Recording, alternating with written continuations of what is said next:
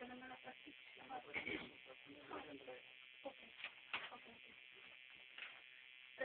ഇത് എന്തുകൊണ്ടാണ് ഇങ്ങനെ കൺമുമ്പിൽ ജനങ്ങളെ പ്രത്യക്ഷമാകുന്നത്? ഇങ്ങനെ കണ്ടെത്താൻ കഴിഞ്ഞു? ഇതിനെപ്പറ്റി ജനങ്ങൾ എങ്ങനെയാണ് പ്രതികരിക്കുന്നത്?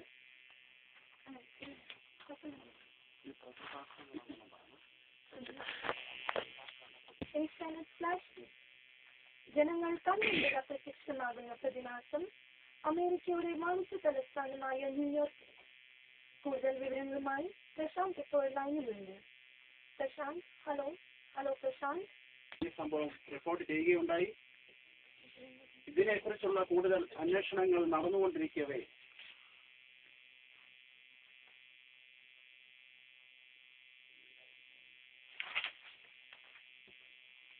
മുമ്പിൽ വെച്ച് രണ്ടുപേർ കൺമുമ്പിൽ